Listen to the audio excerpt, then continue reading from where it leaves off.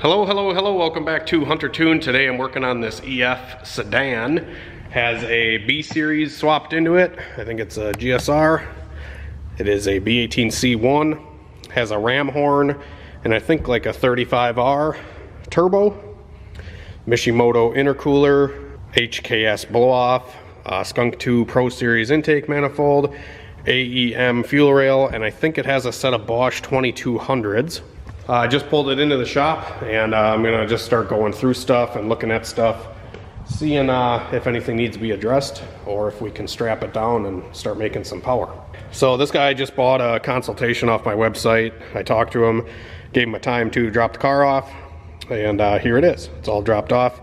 And we're gonna, like I said, just kind of go through stuff, see if anything needs addressing, and go from there. So we're gonna start at the turbo manifold and the turbo kit itself. He said that his manifold cracked on him, and I think he re-welded some stuff in here. He said, he asked me on the consultation if he could bring it by with the cracked exhaust manifold, and I said, yeah, that's fine, but if you fix it later or the leak gets worse later, the tune might need adjusting, because if we don't have the proper amount of exhaust going to the turbo, or all of the exhaust, if some of it's leaking out before the turbo, it's going to cause spooling issues and overall just a power loss. And having a leak on the manifold or anywhere before the O2 sensor is also going to give us skewed air fuel readings. It's going to read leaner at the sensor than what it actually is. So typically the car ends up getting tuned richer than what it should be. So we're gonna look from the bottom here, because this EF, you guys ever work on an EF Civic with a turbo kit, they're pretty crowded. So one cause of concern that I see right now is this oil feed line. Sorry, I'm trying to point with the light. This oil feed line right here has like a really long brass adapter thing, and although it might be okay, those tend to crack over time with vibration and stuff like that, and if that were to crack, it would spray hot pressurized oil all over the turbo. So we're going to keep an eye on that, and I'll just have to give him some homework about it later. And he also has the coolant lines running to the turbo, which I don't personally do. Even if the turbos have coolant ports on them, I usually just don't use them because I don't think it's necessary, and it ends up, from my experience, running coolant to the turbo actually just heats the coolant. It doesn't really cool the turbo any better. I mean, it might, you know, a couple guys out there might have better data than I do, but I'm just saying for most like street car and drag car applications, running the coolant to the turbo, all it does is heat the motor up. And the small amount of turbo temperature drop that you might have isn't really worth it, in my opinion, on a street car or a drag car. I think running coolant on like maybe a road racing car or like an autocross car where the car is getting, you know, sustained pulls and the turbo's constantly working for extended periods of time, then it might benefit it. But then again, you got to have a badass cooling system for the engine to accommodate the extra heat that's coming from the turbo. So there's my little tip of the day on why I don't run coolant to the turbo. And I don't ever have issues. Most of the time, it's funny, a lot of guys that run the coolant lines tend to have more issues with turbo stuff going out, at least from what I've seen. When you run the coolant to the turbo on something like this, at least on a stock application it's a little different, but on an aftermarket turbo setup like this, I see the turbos actually fail more often when the coolant's run to them.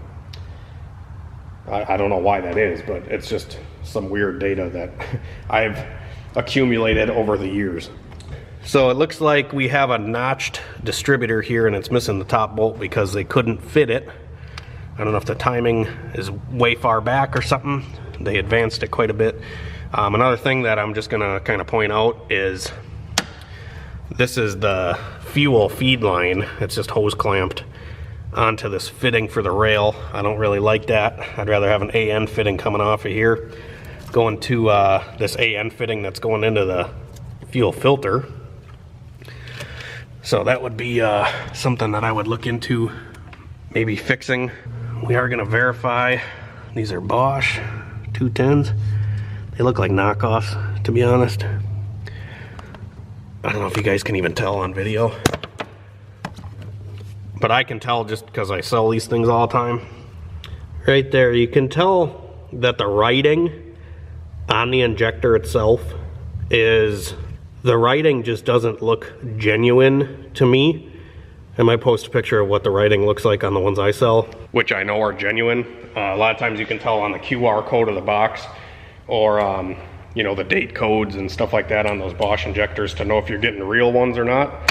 A lot of times the fakes, they're not really flow matched that well, and they're not as stable, and it sucks. Like now, me doing injectors, like when I tune a car, I will, it's almost like I want to pull the injectors out before I even tune it, because I know how cars should run when they're flow matched, and when they're not matched, I can usually tell right away when I plug the laptop in and start tuning on it. So that's just something that I'm like, do I pull them? Do I just send it? This guy says they're fine. You know, I don't know what line to draw at the end of the day. We are running an ethanol content sensor on the return line, so that's pretty cool. We should be able to see the percentage of E85 in the tank. Another thing here is there's some wires running real close to the timing belt. I'm gonna have to see what those are for. Looks like they're going to the boost controller. Right down in here, there's a little Mac valve solenoid. I don't know if it's plugged in or not.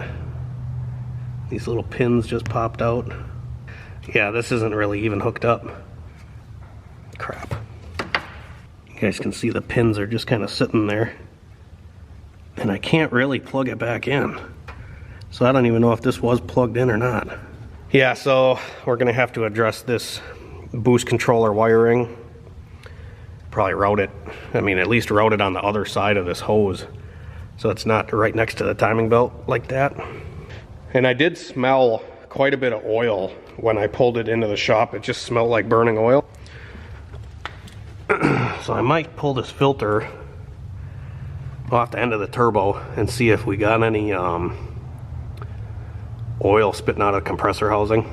And I might do a compression test on the motor as well, just to make sure it's healthy and it doesn't have like a broken ring line or something like that. So I'm going to start there. I'm going to pull that off, and I'm going to pull the spark plugs out of it, do a quick compression test, and see if there's any oil coming out of the turbo, just to explain some of the oil smell that I was getting.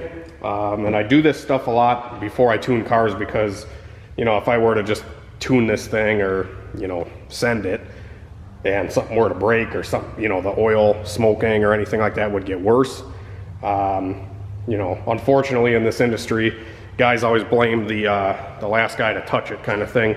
And I want to have this kind of documentation just to show people, you know, the condition of stuff that's brought to me in the first place. All right, guys, so I got this all pulled off, and you can see there is some oil sitting under the spark plug cover. So I'm just going to get these plugs yanked out, see how they look, see if the gap is set, and see if we can find anything else going on. I did notice also that the distributor was like cut out. I was just saying earlier, like they had to advance it really far to get the timing to sync up. Sometimes that can happen if the head is milled quite a bit, or the block is decked down too far, where your timing belt won't really line up exactly where you want it, and your ignition timing won't really line up where you want it. But for the most part, if this thing is a full GSR, I can usually get the timing with all 3 bolts almost every time. So I'm gonna probably double check the timing belt as well, make sure it's not off a tooth over here, because if it's off a tooth over here, this is gonna take a lot of adjustment to get the ignition timing happy. I don't know if you guys can see on camera, this cylinder is smoking as I pulled the plug out. I have all the plugs out of it, and this one is having smoke come out of it. It's probably hard to see it on camera, but yeah, this hole just smoking away. There was a lot of water like built up. There's a lot of water like on the plug wires and stuff like that, and we have the wrong spark plugs, at least from what I would run. I would not run these. They're like a Bosch R6 double iridium. Never heard of it. Not gonna run these. We're gonna swap out these plugs at minimum. Like I said, there's a bunch of like grease and water on them, as you can see here. So we're gonna swap these out. And the gap appears to be like pretty big, like a 30 thousandths or something pretty large. So I probably have a set of 4554 NGKs here that I'll probably throw in it, depending on this guy's power goal. I don't know what he's shooting for, but I'm gonna pull that filter off quick, check the inlet of the turbo.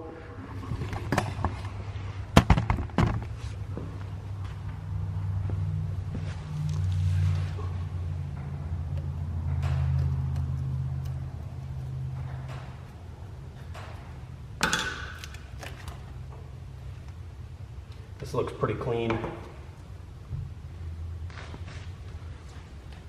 Yeah. So I don't think the turbo is the reason it's burning oil. Minimal shaft play in there.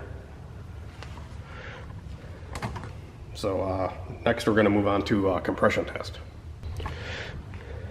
Alright guys, so I got a compression tester in here. I'm going to test this out. I'm going to unplug the ECU so we don't have fuel or spark coming to the motor. We don't want these wires arcing out on anything, and we don't need fuel spraying into the motor to skew the results.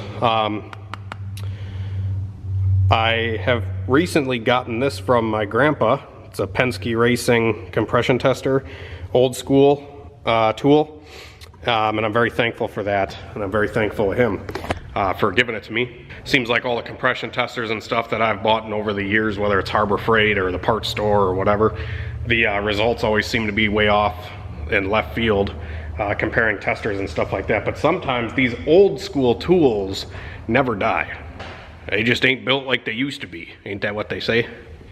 Even though the cheaper compression testers and stuff work fine, most of the time when we're doing compression tests, we just want to make sure all the cylinders are even. We don't have one cylinder that's like 100 pounds less than all the other cylinders kind of thing, which is what I'm hoping is not the case with the cylinder that was smoking when I pulled the plug out of it. But we'll find out.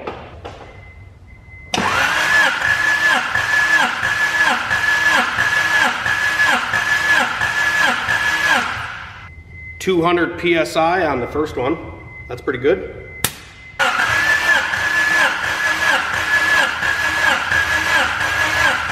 $180.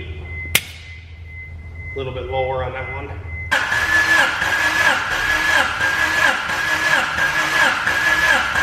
$180 on that one.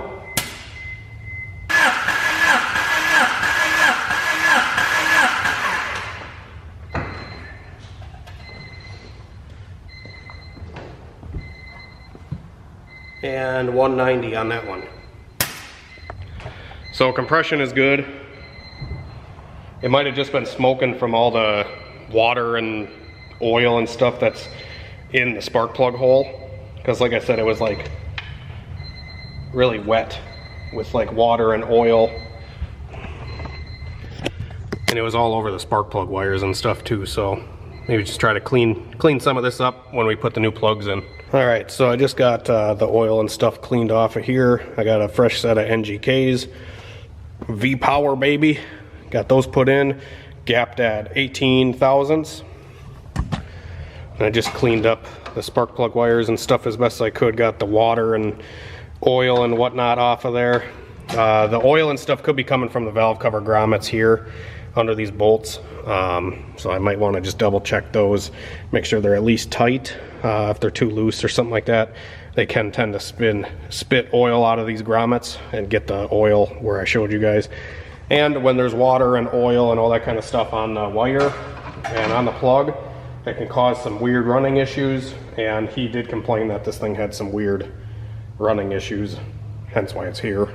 So we're just kind of going through stuff little by little. All right guys, so I just got the car started up. I'm not gonna leave it running long. Look at this fuel pressure. It's like 130 PSI. way too fucking high.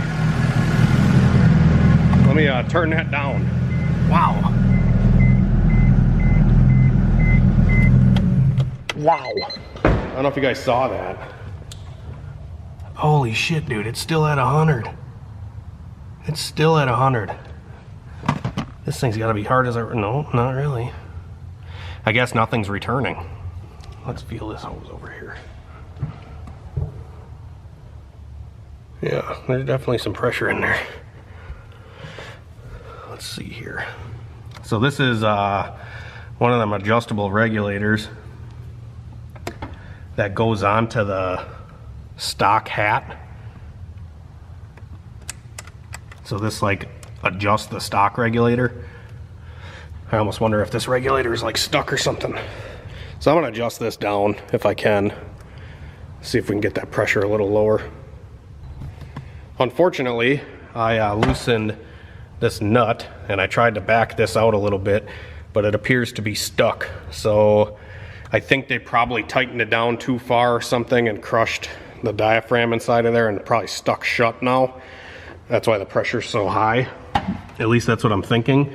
It is slowly going back down, but I'm gonna crack the regulator loose, just crack it loose ever so slightly and make sure that that pressure comes back down to zero in the gauge. The gauge is zero, isn't like higher than zero, which is giving us higher readings than what we think. So we're gonna make sure of that. If this thing didn't have a set of Bosch injectors, maybe these things are genuine, because most injectors, especially knockoffs, they're not even gonna open at that kind of pressure. The car wouldn't even run. So I'm curious if we're actually running that much pressure or if the gauge is just reading high. So we're gonna find out right now by loosening up that regulator to relieve the pressure in the rail. Oh, here goes nothing.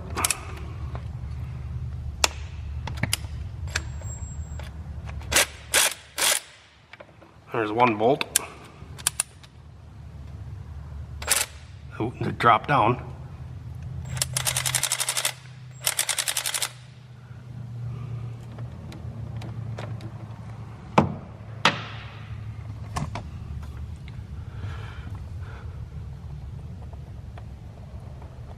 Yeah, the gauge is at 60, just sitting here.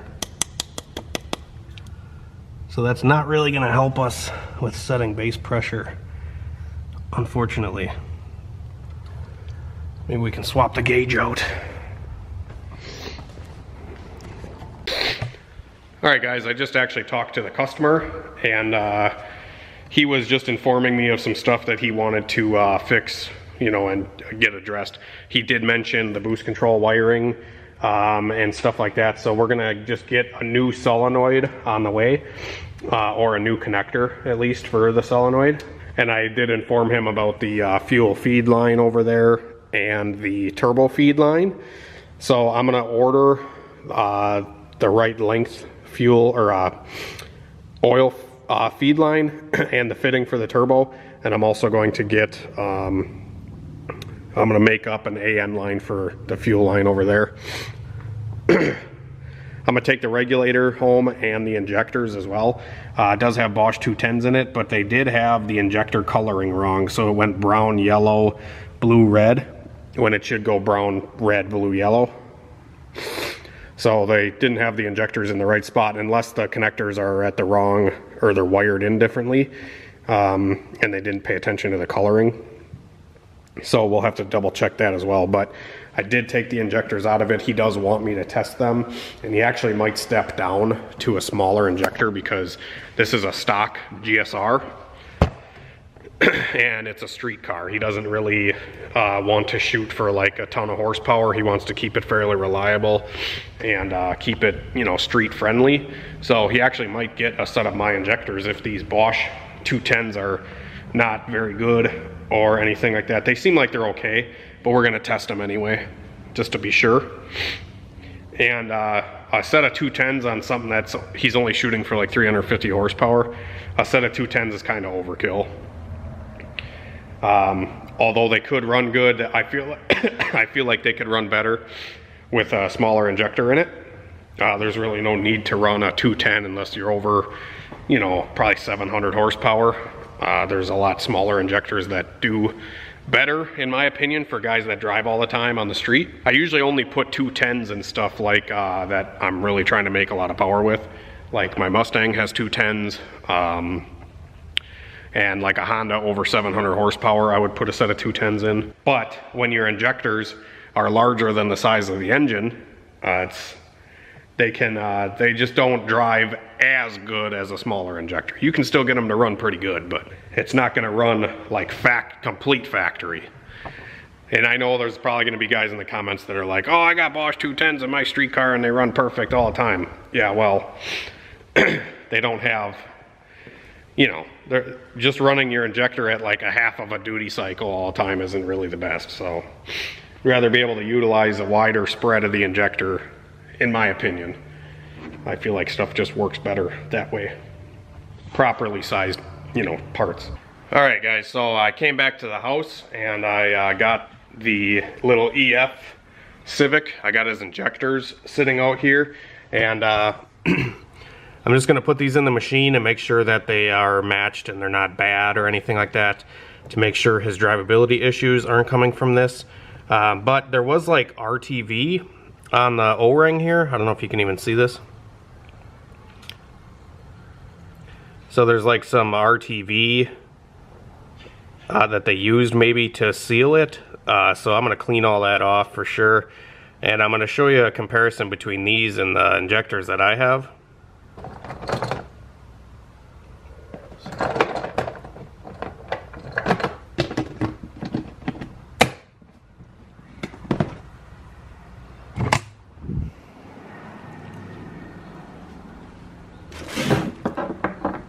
So this is just comparing the injectors that he has compared to the ones that I sell. You can see that the writing is slightly different between the two. The bottom one is mine, and then these are the ones that came out of his car. And I know Bosch sometimes changes, you know, the lettering and stuff on the injectors and the date code and stuff like that.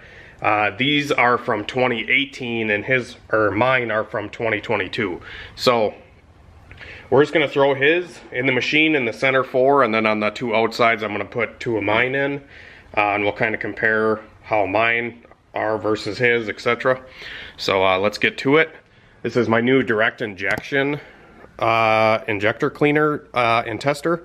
It's been working awesome. I can maintain higher pressures and still be able to get consistent results. I also switched my injector testing over to this Test Right calibration fluid. I got it from Dr. Injector.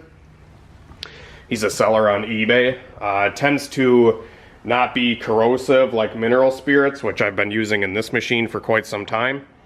And it doesn't foam like mineral spirits does. When mineral spirits breaks down in the injector machine, it tends to like foam the fluid quite a bit. So I switched over to that stuff and I've been pretty happy with it.